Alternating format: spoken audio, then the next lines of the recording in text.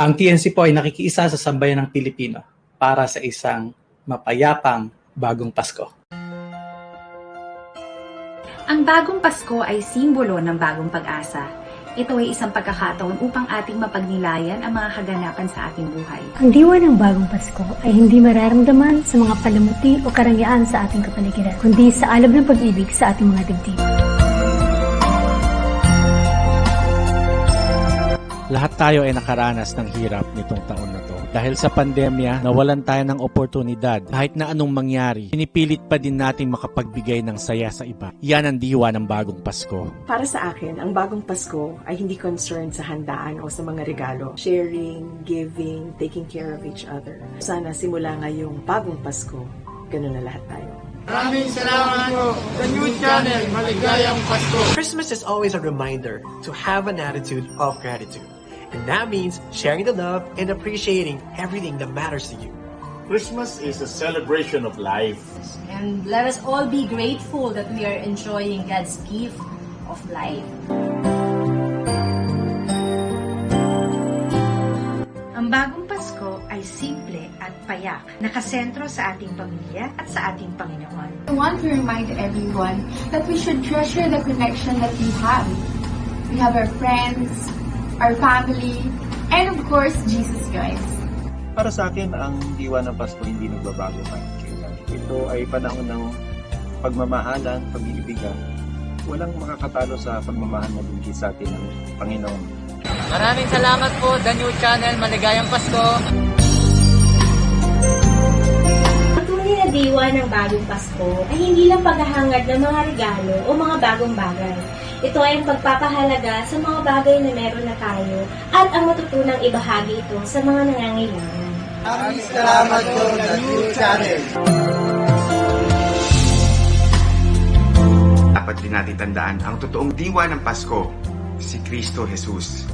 Noon, ngayon, at magpakailanman. Ang bagong Pasko para kanako, dili ang masigarbong pagsaulog, kundi ang pag-ambit o ginabang sa mga taong mas nanginahanglan ng panahon sa pandemya. Ang diwa ng bagong Pasko ay ang pag-iingat sa ating mga sarili, pagiging ligtas sa kapamakan, at pagpapabuti sa ating kalusugan. Maraming salamat po, The New Channel. Maligayang Pasko! Maraming salamat, The New Channel. Maligayang Pasko! Ngayong bagong Pasko, isabuhay natin at maging saksi sa kaganapan sa Belen. What does the new Christmas mean to me? It means reconnecting. Reconnecting with the people you love, the people you care about, the people you have not spoken with in a long time, that always made you happy.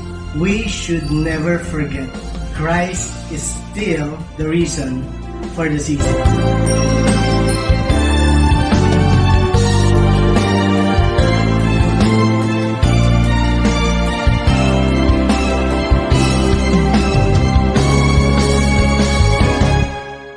The new Christmas for us is focusing on the basic unit of society, which is your family, and virtual togetherness with friends and relatives. And of course, sharing your blessings to others in need. Celebrate Christmas with full of gratitude.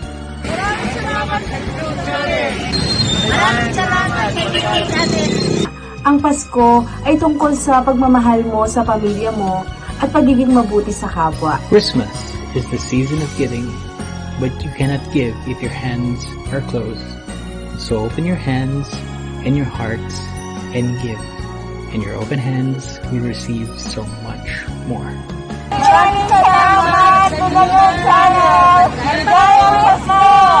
Christmas is the season of giving. It is best spent with our families. But let us not also forget that this is the celebration of the birth of our Lord Jesus Christ.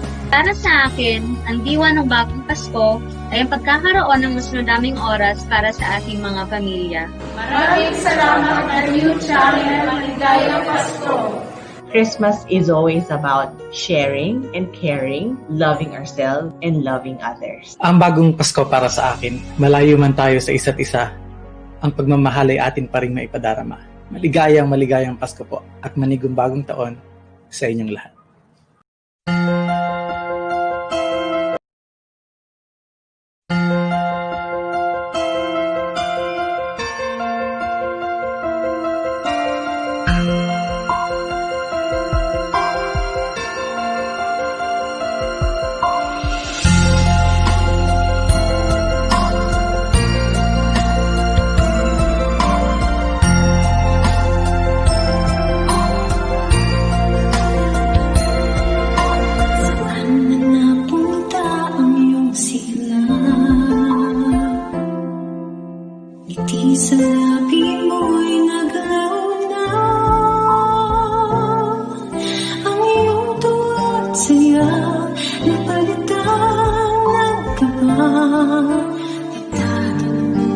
may pag-asa pa.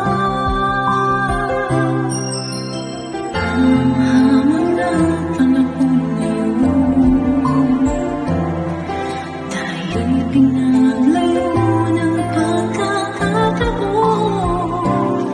Ngunit ikaw nag-iisa, huwag ka nang mangangamba. May kasamang ka kahit nasan ka pa. Malayo man malapit din, ang Pasko'y darating pa rin. May buha man may kitingin, basta tayo'y magkapiling. Sa mundong nagdidilim, tala niya'y malilinig. Ang pagmamahal sa puso mo, ang diwa na bagong Pasko.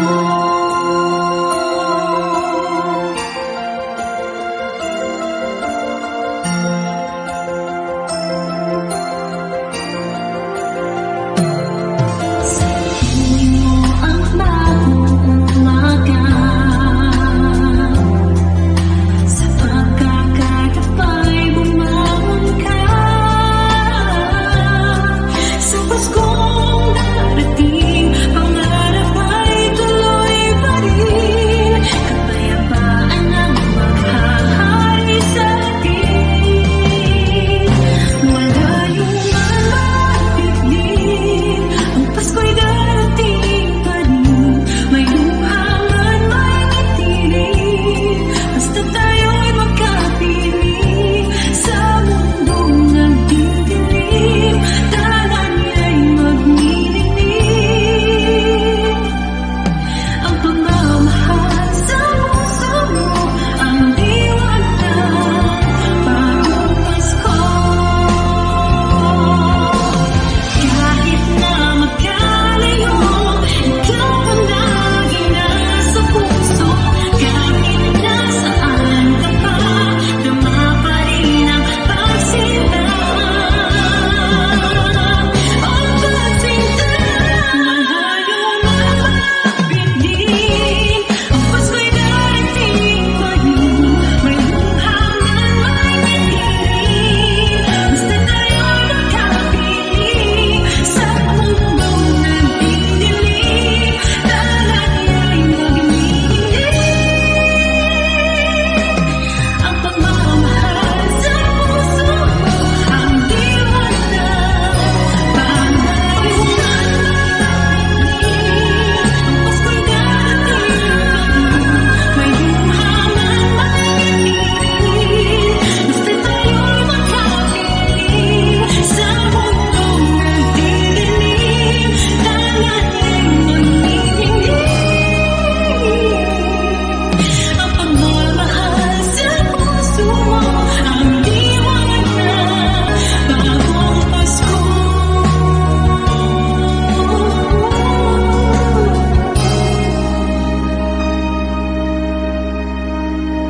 Pagmamahal sa puso mo, ang diwa na bagong Pasko.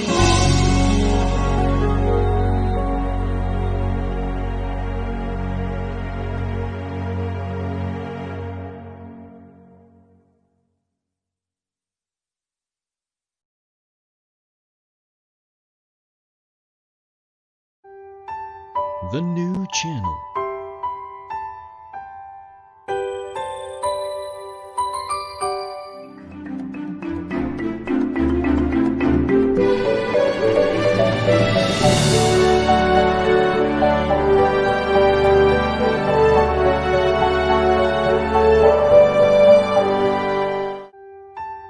The new channel.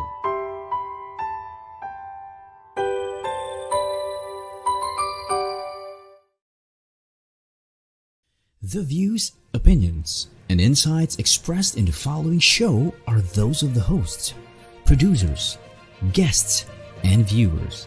They do not necessarily reflect the position of the channel. Viewer discretion is advised. Malayo man, malapit din. ang Pasko ay darating din.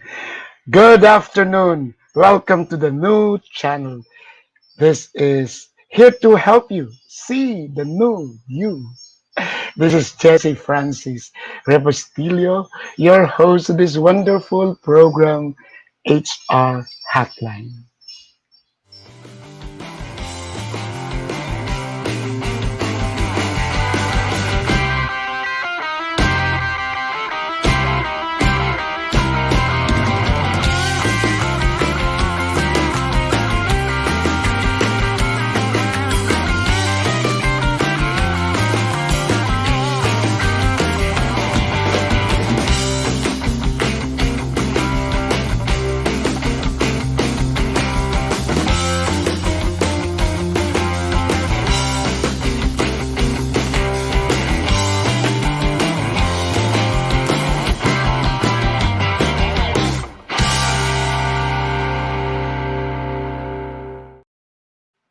Welcome back to the HR Hotline. This is a wonderful day.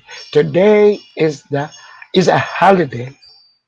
We are celebrating the feast of the Blessed Mother, and we are celebrating her Immaculate Conception. I am a Marian devotee.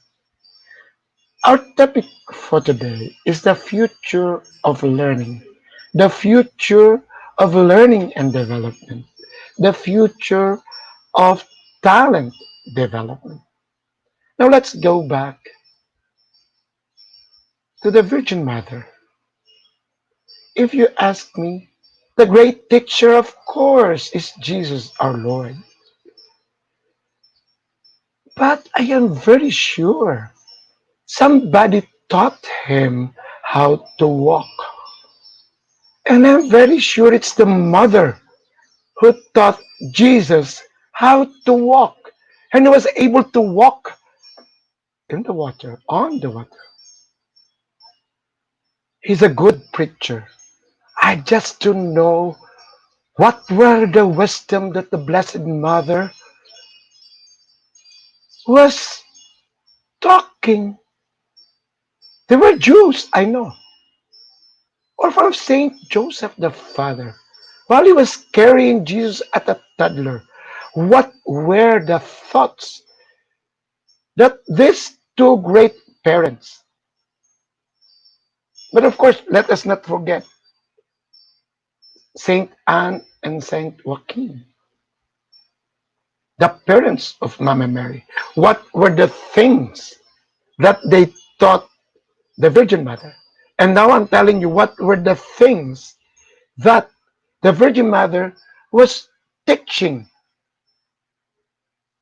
the Niño Jesus, the toddler, walking, eating properly, might be, not playing with the birds and wringing the neck of the duck. Maybe she was teaching compassion.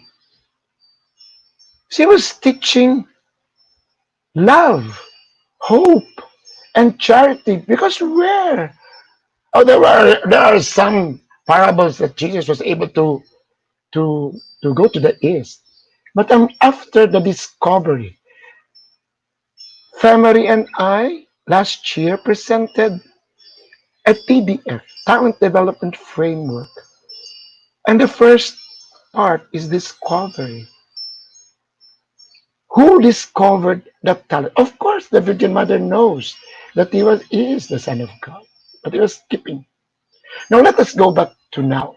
What is the future of learning? I will not tell you it's still the same. It will be intense, more intense. It will still be about faith, hope, and charity and love, but more intense because we have to know the audience. We have to identify who are our learners. And I think it will still be, it has to be focused. Focused on the leaders, focused on who will really be trained and developed. There's a big difference between training and development.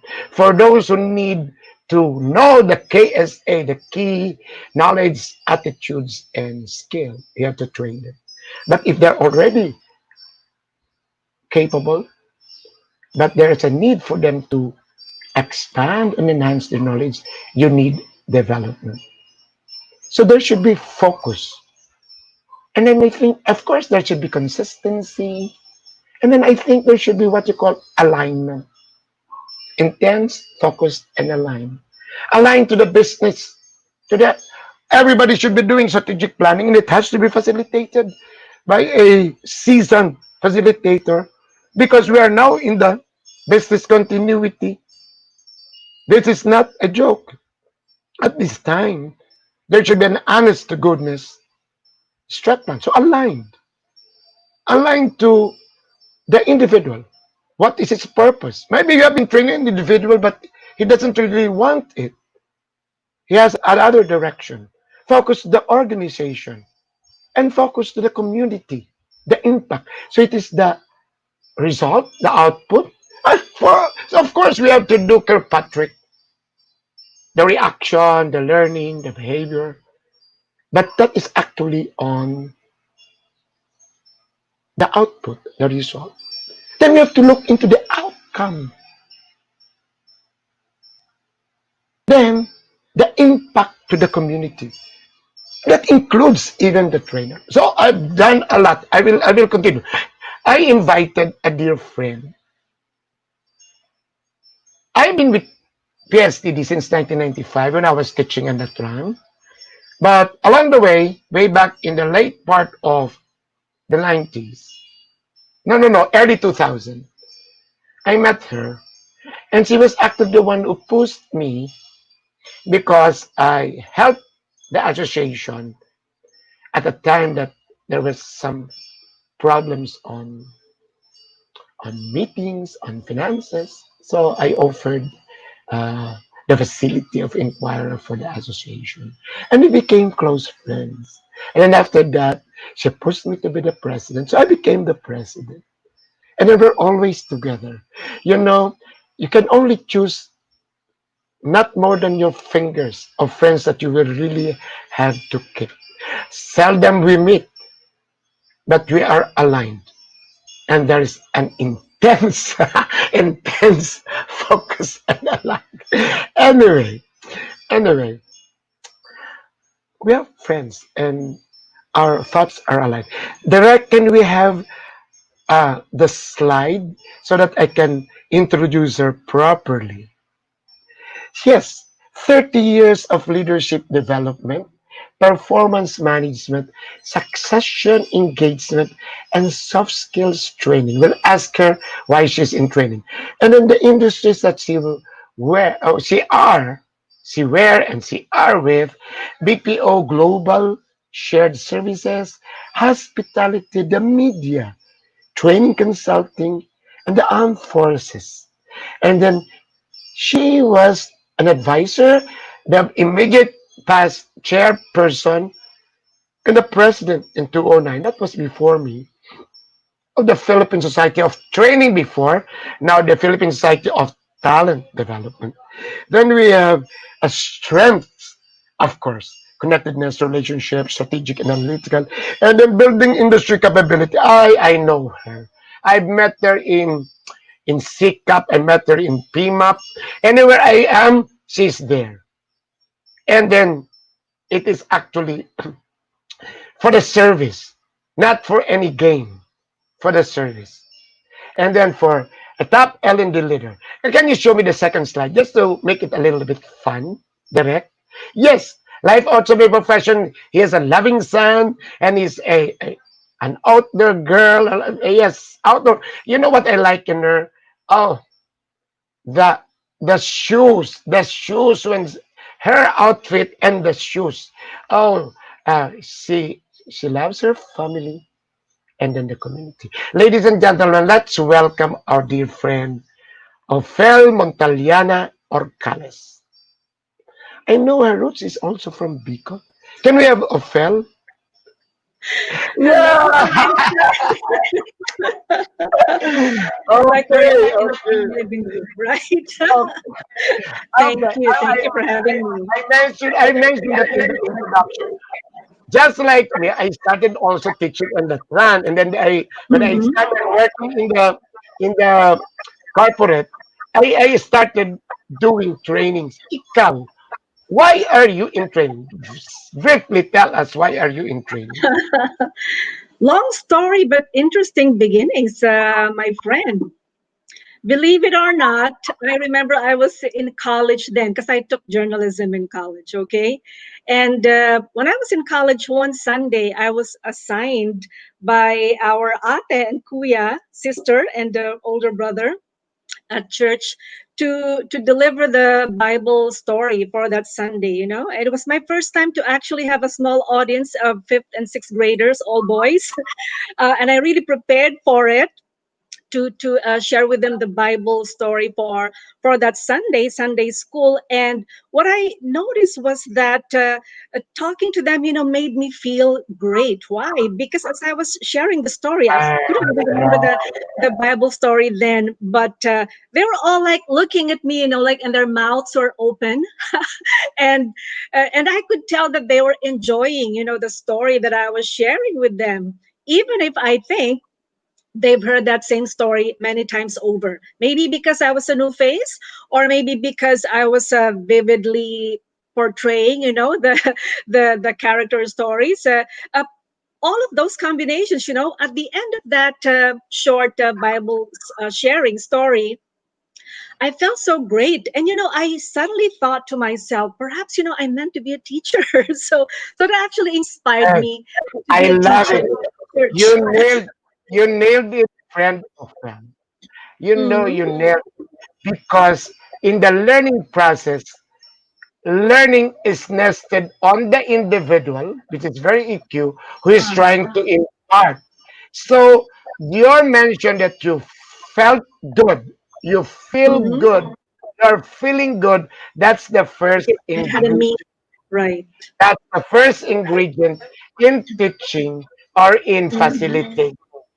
It is not nice that you start imparting, teaching, facilitating, Uh-huh. presenting, turn in a bad Yeah, mood. without feeling What I good. call it, burangot ka, burangot. Burangot. Okay, well, I don't know the time runs so translation of fast. Burangot in Time runs English. so, time runs so fast, my dear friend. So I will try to ask you, and then I know that you always have a frame. So I would like to ask you the future of learning on Uh-huh.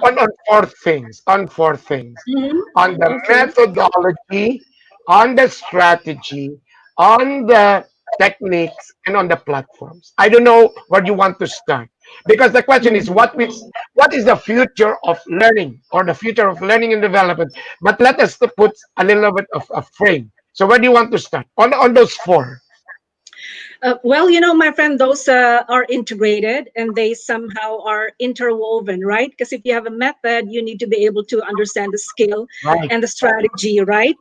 So when I talk about maybe a skill, then I'll be interweaving it with a methodology. All right. But as we were chatting earlier, I know before we went online, my friend, you were telling me that in some of your previous talks, you've heard some similar stories and similar sharings from your friends who talked Yes. about the future of learning. And so you were telling me that, okay, Ophel, my friend, I don't want to hear about technology anymore. You mentioned that, right? So you wanted me to like share something else besides Yes. technology because technology is a given, right? Yes. It is a given, right? So, and if we are not aligned with technology use by now, then it's too late, right? It'll be very, very difficult to move along and go to the future. So we leave it at that. And I'd say this, my friend, technology only works if the ones using it know how to use it, right? Right. So it's very, Spot very on. right. It's a challenge, but I'm so glad that you know with the Philippine Society for Talent and Development, the leaps and bounds where it had traveled, you know, in just months. I was really pleasantly surprised to see how very quickly the society moved, to reconnect to the community, to our members. When I remember just less than a year ago, my friend and even Marie, there were moments when even as simple as getting together for a regular board meeting, right, was very, very challenging for most members and for me because, for example, I live in BGC, my work is in BGC, and then, maybe the meeting is in Ortigas, and it would take me more than an hour to get there. So there were moments when some were like suggesting, why don't we just go virtual? But I'm sure you remember, my friend, you could relate that at that time, it wasn't that acceptable yet. I do remember some saying, like, it's not personal. Yeah, it's impersonal when you meet virtually. How can that be? You can see the person. But I'm just so glad with just, less than a year, how the society, the board of trustees, the members have like traveled by leaps and bounds, because now we're in the present. We are now in the Trust, future of because a year ago. because of Fel, we were forced by the pandemic. I Right, know in yes. I know in the BPO industry, the Zoom meeting, they were already doing that 5 years ago. I know Two that. decades ago. Yes. So it is not, technology is given.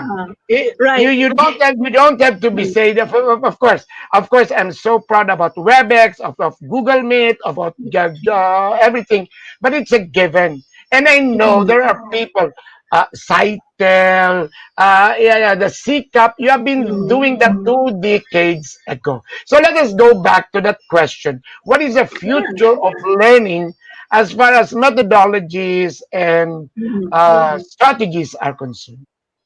My friend, the good news is the future is now here, because what what we've been wanting to see in the future 5 years ago, when we were saying, the scholars and experts were saying 5 to 10 years from now, training will become virtual. It's already here. It's fast tracked, accelerated by COVID, right? So I can Yes. say that in the future it will continue, of course, to be like that. But I'd like to highlight some aspects of learning and the journey of the learning and L&D, like teams and practitioners. Something that probably, as you were saying earlier, maybe we did not pay that much attention. You're saying it Yes. starts with you, right? If you're a learner, you decide to be a learning practitioner, you've got to have the heart, not just the mind for it, not just because I want to train, but because I have the heart for it, right? So, like all those qualities like patience, EQ, all of those commitment, dedication, right? They have to be there. And again, they have to be a given. And all the more so today, because today, very, very just strangely, well, I'd say, you tell me, what was it more of positive or negative impact on the world and on you, my friend, when it comes to COVID and the pandemic? It's more of the possibility and the positivity. Okay, I love very good. I love the lockdown. I love the lockdown. Same here. Yeah. I asked that because I know, as an individual, like my personality type and my style is more of analytical, like more of thinker, right? And more in the background, although my job pushes me to be in the limelight because I'm expected to facilitate. But I always go back to that understanding that yeah, all the more today, the heart of a trainer and the practitioner should be intact, and as you said, intense, right? So that we could be able to help our learners, like move along with the times that have changed, along to the journey to the future. So what I'm saying is that the future is now here. We'll be seeing the same trends, but all the more intensity when it comes to connecting not just with our learners, but with the community. So, and it's one of the things that's different, today than before. Trainers before were just focused on their team or their organization, right? But now, because of pandemic, we're concerned about the community, and companies today that are wise, companies are wise to, and really thinking well. When I say wise, it's more of the positive. Because people want to connect to the community. They want to have meaning and they want to have an impact on their community. They want to go out of their company and not even physically, right? Virtually. It could be as simple as donating, which for my Rotary Club, the most we could do now is more of donating, right? But before we wanted to like reach out to schools, go there, teach them on mental health and so on and so forth. But with COVID, it's more of how do we reach out to the community, even with the lockdown and even with the pandemic, right? So what I'm saying here, my friend, I'm interweaving all of these things in terms of strategy, skills. Technology is a given, and of course we need to, one skill that we need to really build, if I mention that, is rebuild or strengthen our research skills. Okay. Right. Yeah, because before we only had a library to go to, right, my friend? You remember that? But now people are just so lucky that everybody has a mobile. Everything can be found and researched on mobile. And yet, what we need to develop more deeply is that ability to really discern and really find out who the credible sources are. Yes, you wanted to say something? Friend Ophel, I love that research because part of an L&D work now, job, is to curate, yes, with all the available learning systems, learning what do you call this, LMS, and everything that is offered, even for free or even for pay. The L&D incorporate, or even the parents must be able to curate what will be given to your learners. Just like before, when I was growing up, my dad and my mom were the ones buying my books. So they were curating what I should what you study. need to learn, Yes. right? What you need to study, right? That one of the Little Prince, I remember my dad was actually forcing me to read it at the time. The Little Prince. So that one of curating it. Now that is now the job of the trainer now. The future of learning is that the the facilitate the learning practitioner, the learning practitioner must be able to facilitate and lead, handhold the learners to what books, what ideas. Well, there are a lot of nako, even with your family, they can just go into some X-rated sites. So it's you must be able to curate. You must be able. So the job, I think, is that they must able to curate what are the readings for leaders, what are the readings for the rank and file, what are the readings for the technical. So I love that. There should be a research component now for the future of learning. What else? What else? But you know what, my friend, I realized when you mentioned your story about your parents is that curating knowledge has been there, since the beginning of time, right? Only that we were doing it manually, as you were saying. Your parents chose the books they wanted you to read because they wanted to develop you, right? But now, of course, we have a wealth of materials that we can gather from, put together, right? And for some who are lucky enough to have budgets, they have their internal, of course, paid and purchased learning platforms, right? Where the curation is being done by AI. It's no longer the trainer. So it's makes their job easy or easier, because unlike before when we were doing everything manually, even today we still do that. For companies who are not purchasing, of course, online platforms, because of course, their size or the revenue that they are able to generate, they can still do the manual curation, right? So however, with that, my friend, we're really, really veering away from the face-to-face facilitation. We're doing that minimally because we can still do that virtually anyway, right? We do that. But then again, today, our learners want to have control of what they want to learn. Unlike before when it was our parents, right, telling us what they wanted us to read. Today, they want to decide, what they want to read.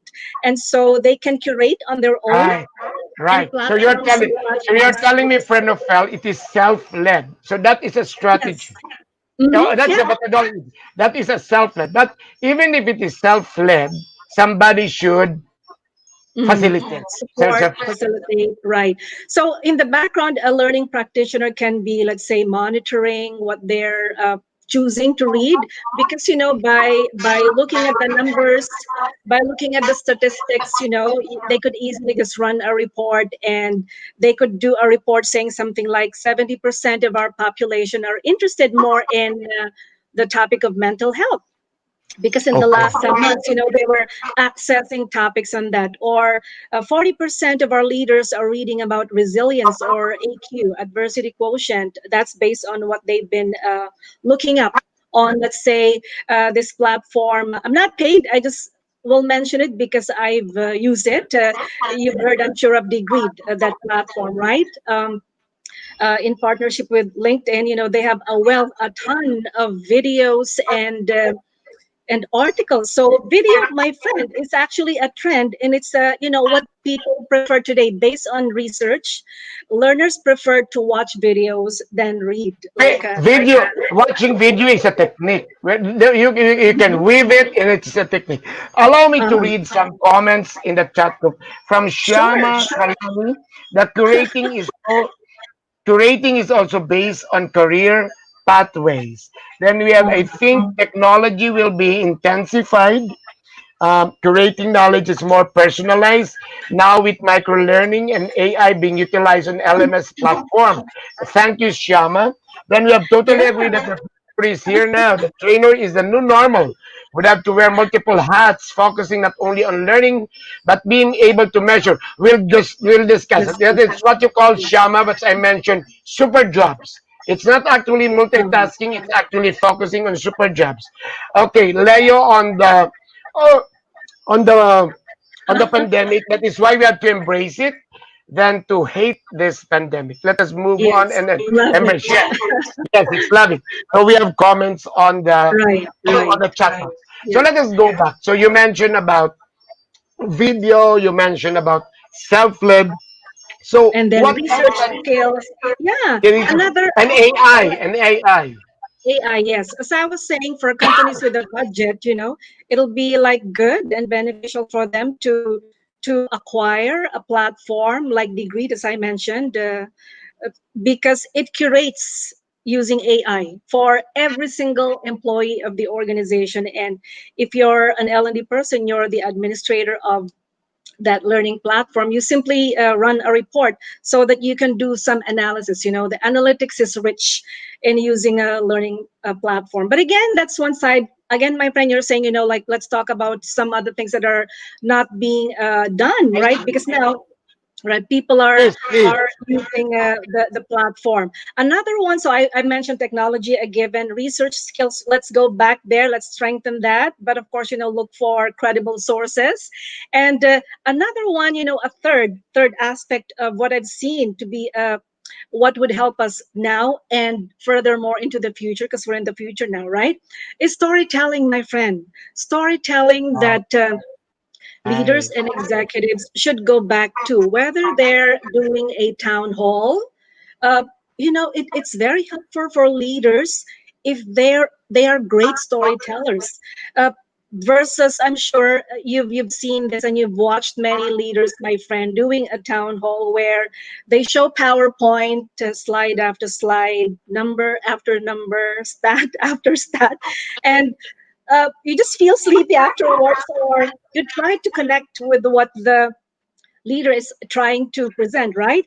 But those who are effective, are able to weave in stories like, why is our number like this?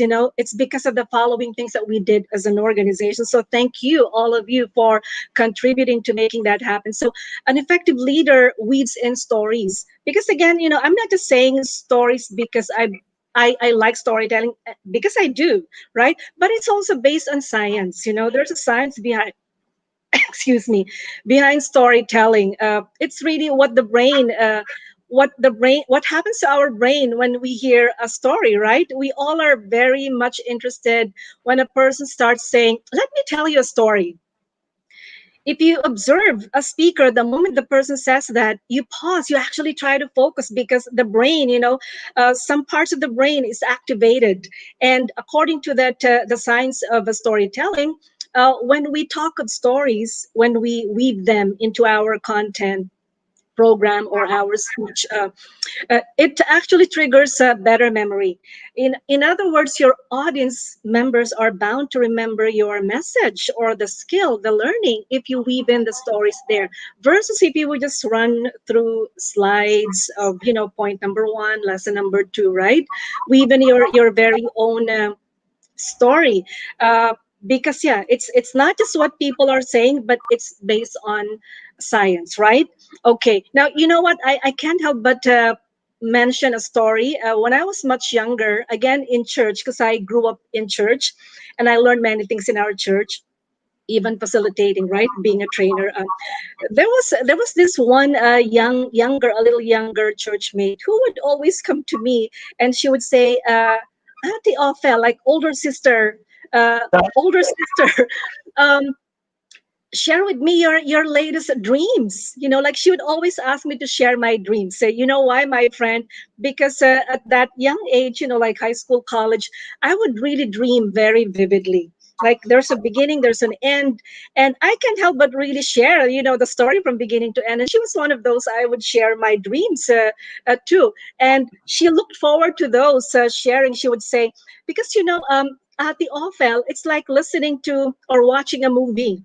Right. Whenever you share your dreams, it's like watching a movie. And I think for trainers, we need to enhance our ability to bring in or integrate our storytelling ability, because again, it's not just what people are doing. It's based on science. Okay, Yeah. there's a reason behind it. So I highly encourage everyone, not just when you're a trainer, anybody, in fact, even in your personal. So let's have it. What was the first one? What is the first one?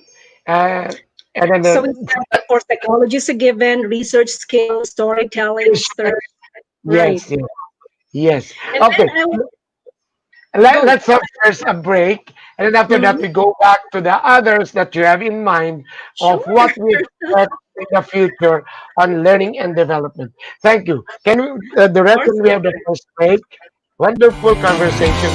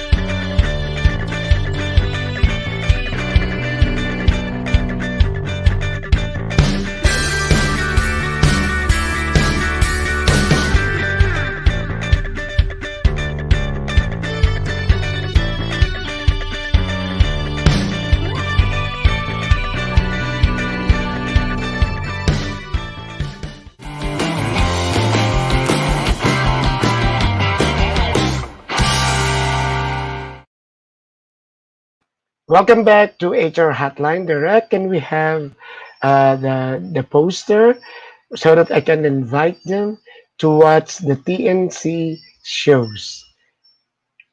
Ladies and gentlemen, just log on to or switch on, tune into the new channel, and we can have this from the big picture down to one day. This is now the alternative. This is the option, and you can watch it in your gadgets. So anywhere you go, sometimes I am in my garden and I'm watching other shows. Thank you very much, Derek. Let's go back to Ophel, my dear friend. Ophel, I am so that we will use all the time for you. Ophel, can you tell Thank you, us my friend. now I what are know the earlier other? on, I Okay. know earlier on you were saying that we would not finish this session, right? Because there's just so much Yes, to talk about. yes, yes. That's how we are. So research, you have to curate, and then there Uh-huh. is the focus. What else? Storytelling. What can you say Right. about or what is expected in the future for learning and development? Well, besides those that I have mentioned, we need to redevelop or rebuild our empathy for our learners. I did mention this earlier that we have to have the heart for the job, right? It's not just a job, but it's I consider my job a calling that I was meant. I was meant to share knowledge, help people learn something. So empathy is a very, very key or critical skill or competency that the learning practitioners today need to have more of. And so I know that there are some of us who would say, I don't have a lot of patience, for learners who are slow or who are not getting my message, right? But that was before, because today we cannot afford anymore to leave out anyone. And what I like about the pandemic is that, we have developed a lot more inclusiveness in us. We're able to include everybody, and we're not leaving behind anyone in the learning journey because they're all part of what's happening to the world, right? So even with just one person, maybe not seeing that you're not giving that person attention, might be blown into some proportion that you might regret in the future, right? So inclusiveness and inclusion have become strong today. So build more on our empathy. Uh, I couldn't help but see some of the notes, my friend, on the chat here. Can I address this first? As I'm seeing Tina writing, what would you advise to parents who are not gifted with patience or the basic skills of teaching their kids stuck at home? Do we have resources available to help these frustrated kids and parents?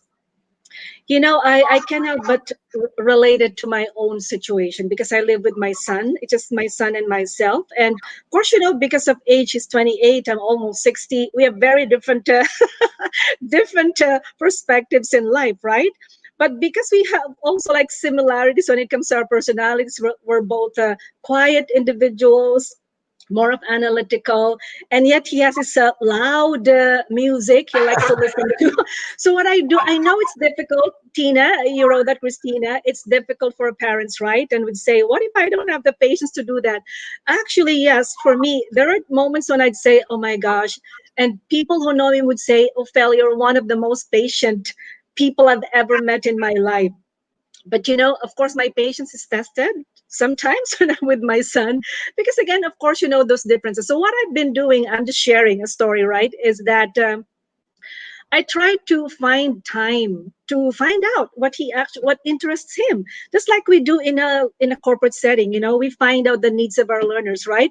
It's no different from finding out what our family members need for them to get connected with us, and again, to go on with their journey in their life, right? So I try my very best to put in even more, a lot more patience, and then Would, really sit down. would you like me to answer what Tina is asking? Okay. Go ahead, my friend. You know, we are really have to look I'm very keen on the output, outcome, and impact. Mm-hmm.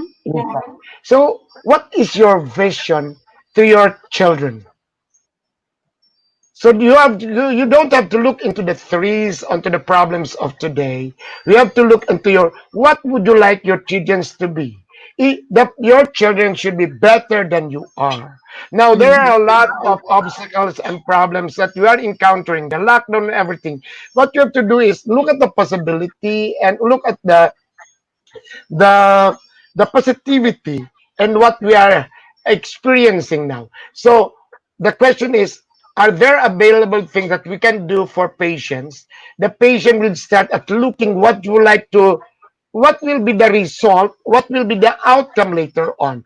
Now the little things that you have to do is, the little things is you have to be engaged.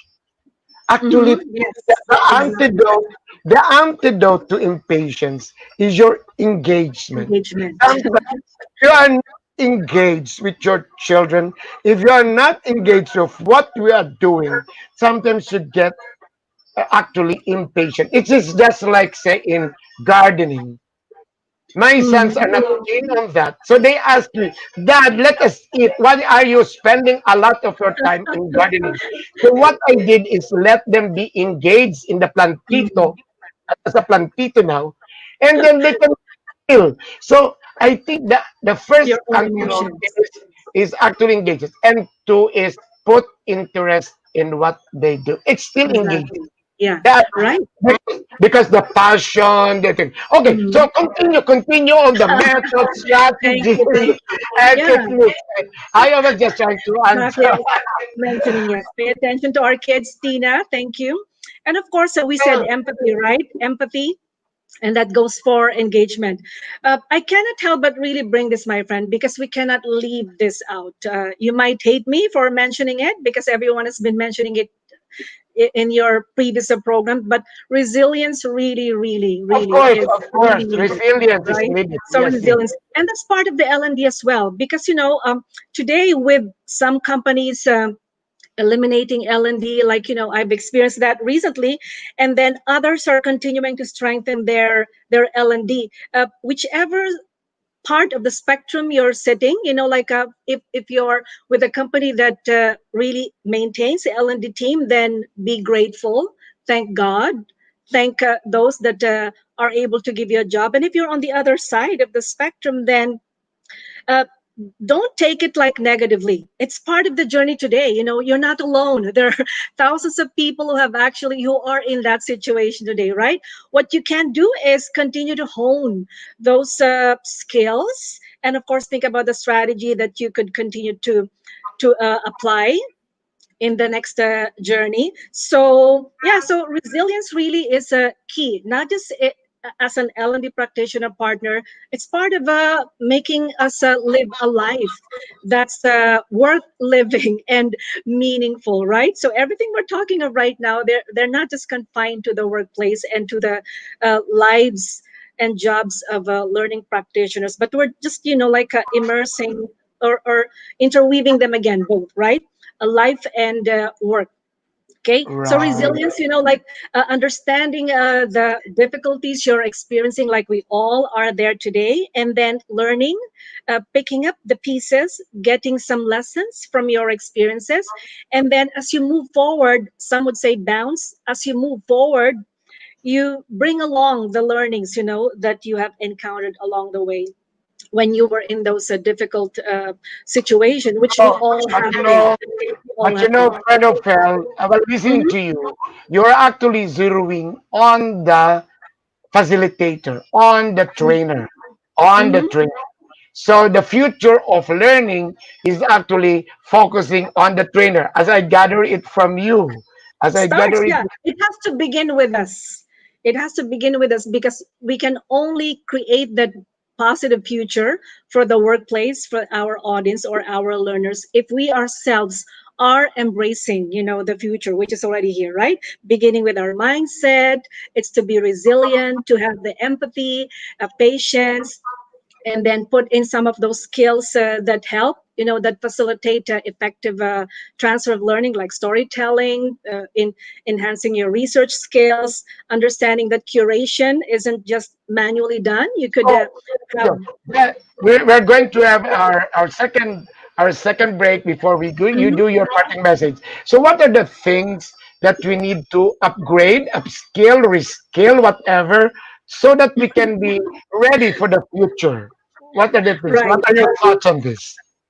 Well, I will just go back to those that I had mentioned earlier, my friend. Number one, don't take technology to just be a given. Continue to understand it, continue to learn it so that, it takes away the technicalities whenever we are imparting knowledge to our learners. In other words, the technical side of training or facilitating is taken care of if we continue to learn to be more savvy at using technology. And of course, storytelling, like let's continue to strengthen that so that we can have more effective outcome, or we will be able to see the outcome of the positive outcome of what we intend to see. So I was saying, let's move away from what we all are. Actually, we do that, right? We present PowerPoint after PowerPoint, weave in your stories, but make sure the stories are related to the business and to what you're, of course, trying to deliver or teach your audience. And even with the leaders, executives, they can benefit a lot from storytelling. Resilience and empathy, definitely all part of our emotional intelligence. We can be more prepared for the now, the future, and continue that journey if we strengthen those, my friend. So back to you. There is a question here. What tips would you give to learning and HR practitioners that are trying to develop leaders internally to fulfill upcoming leadership positions? Well, of course, first of all, the one above should support this, right? We can only have the resources and the financial support if the one on top believes that we need to prioritize our leaders. So if you have a way of really getting the buy-in of your executive, like the CEO, foremost the CEO, that leaders are topmost to be developed, then you're on your way in terms of developing or preparing these leaders for the future. And influence is one of those that I am seeing today. Since you cannot see the people that you lead, you have to have that power to influence them, even if you're not seeing them, to be able to connect to them. Leaders today are expected to have more of the heart, more of the emotion, my friend. So Right. those are some components of a leadership program that we can help our leaders for the future and put Allow me together. also to read from Matt, in the advent of fast track digital transformation, in the in the talent development, our role would have to evolve into partnering with the business to Mm. also create non-training solutions. We have to start creating systems and processes to support the training room, virtual web-based theories to unconscious competence. Oh, this is what you call the Right, implicit training. right, Right. right. So thank you a lot for the Yeah. yeah. You remember Matt? She was with us in, was it Davao or Cagayan de Oro, my friend? Yes, yes, During our yes. PSTD.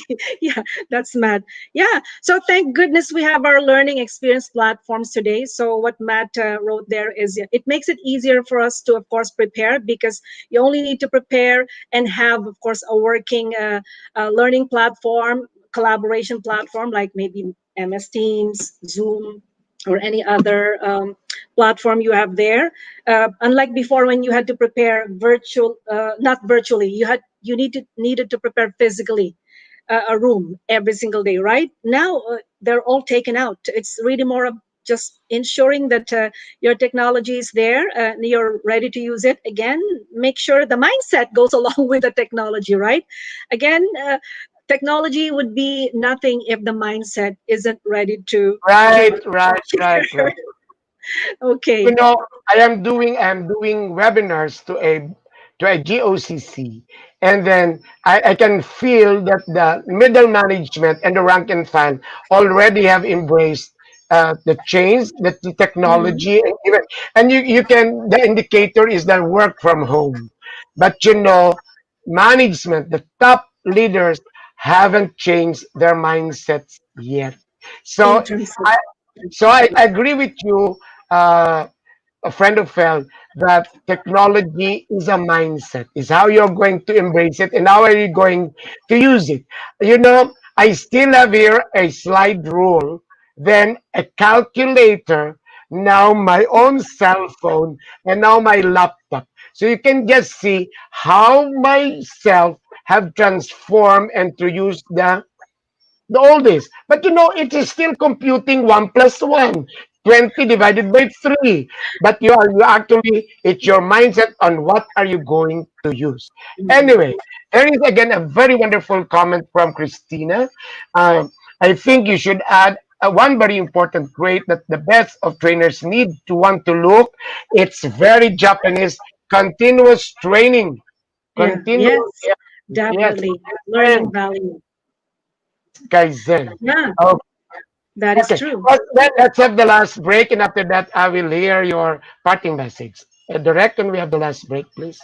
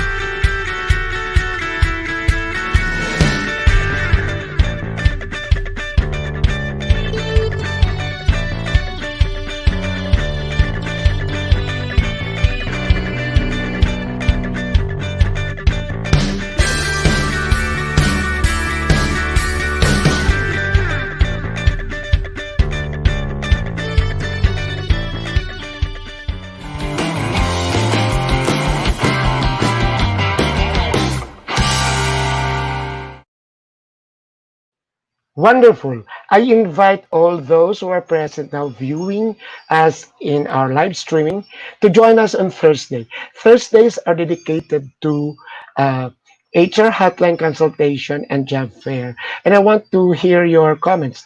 I gather concerns of HR and L&D from my students and I present it. And then we have good exchanges in the chat group. So I invite you to be with me lunchtime on uh, Thursday. Only one uh, poster direct. That one of I would like to thank Maricor and Julia because my friend, I've been doing webinars for more than a week up to tomorrow, but I still have my voice. If you can hear me still. It's because of I'm taking this one. I can feel it. I can feel it. This morning I was a little bit hoarse, but I drank it and I followed what the previous guest was telling me, and then look, it's back. It's back. So the wonders of medicine and the wonders. Now let's go back to Ophel. Let me start direct. Let's go back. Let me start with the future of learning, especially in the corporate world. Maybe it's that the learning will be the one who is going to connect, who is going to the one who is going to link the talent management functions of HR, strategic HR, from acquisition down to the time that you are going to leave the office. So the future of learning and development, I agree with Ophel, is that the person who is facilitating doing it must be able to upgrade, improve the one that Christina was mentioning, improve continuous improvement on what he's doing so that he will be able to weave. I like the word weave. Weave. At the end, from the strategic plan down to the succession plan, down to how are you going to treat them before they leave the office. That is actually the future. It's more intense, it's more focused. Okay, so let's go back to my friend Ophel. And as we said, Yes. now is the future. It's now here. And yet some things are really timeless. Many things we've learned before, they never change. Like having the heart for our job is one, right? The mindset, the positive mindset, dedicated to really serving our learning community, not just our team, but the community, like I was shifting just more and listening. more. No, friend of I was just listening to you. Uh-huh. You were telling us about storytelling, and I was able to also read that storytelling. In Right. PMAP, they mentioned that Grace Sato was mentioning that. But when you go back to the Bible, Jesus was already doing talking in Yes, parable. from the very beginning, right? In the So that, beginning, correct. and then I think that the future is still we're still going to have stories. We have to have Yeah. stories. And that's what I meant by, there's things that are timeless, my friend. Could be Okay. in the Matt, olden times. Matt was telling us about rooms, and you were Hmm. telling us about before the face to face, and now we have the virtual rooms. Then we have the upper room of the apostles. So if you look at it, 2,000 years ago, there was already a room, and we're still Yeah, now going to the.